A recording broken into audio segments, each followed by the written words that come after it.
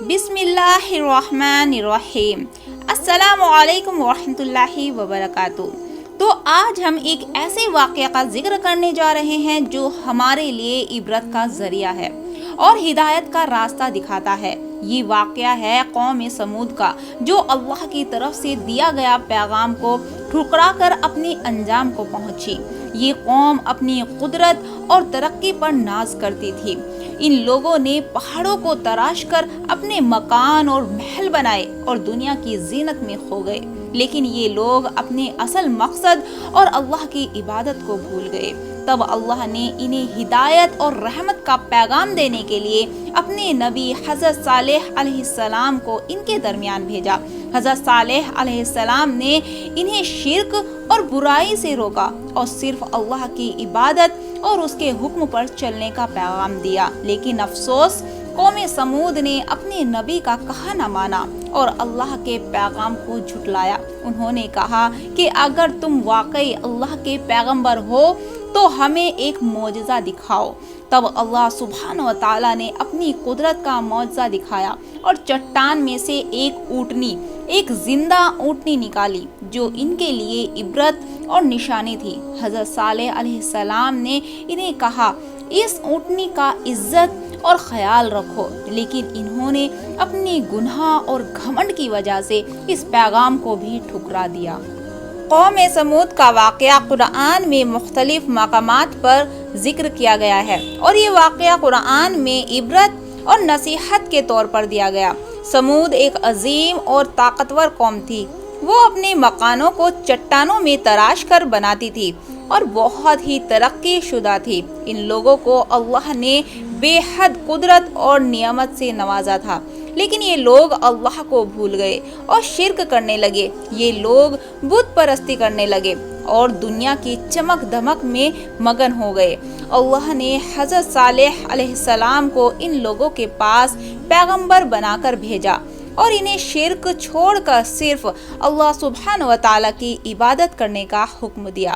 حضرت صالح علیہ السلام نے اپنی قوم کو سمجھایا کہ اللہ کی طرف سے عذاب آنے سے پہلے وہ توبہ کر لیں اور صرف اللہ کا حکم مان لیں۔ انہوں نے اپنے پیغمبر پر الزام لگایا اور ان کا مذاق اڑایا۔ قوم سمود نے حضرت صالح علیہ السلام سے ایک معجزہ طلب کیا کہ اگر وہ واقعی اللہ کے پیغمبر ہیں تو ایک زندہ اونٹنی چٹان سے نکال کر ان کے سامنے آئے۔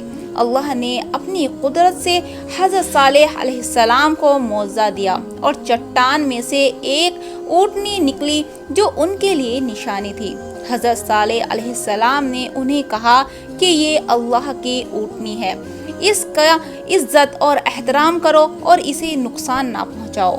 اونٹنی اپنے وقت پر پانی پینے آتی تھی اور اس کا دودھ بھی ان لوگوں کے لیے برکت کا ذریعہ تھا، لیکن کچھ لوگ جو اپنی قدرت اور گھمنڈ میں مگن تھے، انہوں نے آپس میں مل کر یہ منصوبہ بنایا کہ اونٹنی کو قتل کر دیا جائے۔ اس میں سے ایک شخص جس کا نام قدار بن سلف تھا، اس جرم کو انجام دینے کے لیے آگے بڑھا اور اس نے اونٹنی کی جان لے لی۔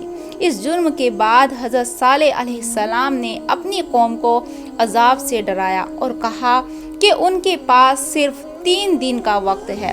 یہ بات سن کر بھی وہ لوگ اپنے گناہوں پر افسوس اور توبہ کرنے کے بجائے حضرت صالح علیہ السلام کا مذاق بناتے رہے۔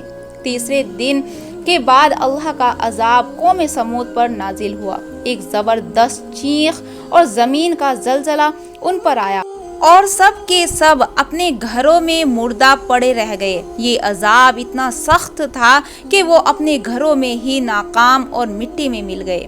یہ واقعہ ہمیں یہ سبق دیتا ہے کہ اللہ کی نعمت اور رحمت کے باوجود اگر کوئی شخص اس کے حکم کی نافرمانی کرتا ہے اور اس کے پیغمبروں کا انکار کرتا ہے تو اس پر سخت عذاب آ سکتا ہے۔ اللہ کی طرف سے یہ واقعہ ان لوگوں کے لیے عبرت ہے جو غرور اور تکبر کرتے ہیں اور اللہ کے پیغمبروں کا ساتھ نہیں دیتے۔ یہ واقعہ ہمیں یہ سبق دیتا ہے کہ دنیا کی قدرت، مال اور دولت اور عزت بھی کچھ نہیں جب انسان اپنے خدا کو بھول جائے۔ اللہ کی طرف سے دیا گیا پیغام اور ہدایت کو نہ مانا اکثر دنیا اور آخرت دونوں کا نقصان بن جاتا ہے۔ لیکن یہ واقعہ صرف ایک کہانی نہیں بلکہ ہر اس شخص کے لیے ایک نصیحت ہے جو حق اور سچائی کا راستہ اختیار کرے۔ اللہ اپنے بندوں سے محبت کرتا ہے اور انہیں ہمیشہ ہدایت کا راستے پر چلنے کا پیغام دیتا ہے۔ آج بھی ہم اپنی زندگی میں ان عبرت ناک واقعوں سے سیکھ سکتے ہیں اور اللہ کی طرف لوٹ سکتے ہیں۔ اللہ ہمیں ہدایت اور عقل دے کہ ہم اس کے پیغام کو سمجھیں اور اس کے راستے پر چلنے والے بنیں۔ آمین۔ جزاک اللہ خیر فار واچنگ۔ السلام علیکم ورحمۃ اللہ وبرکاتہ۔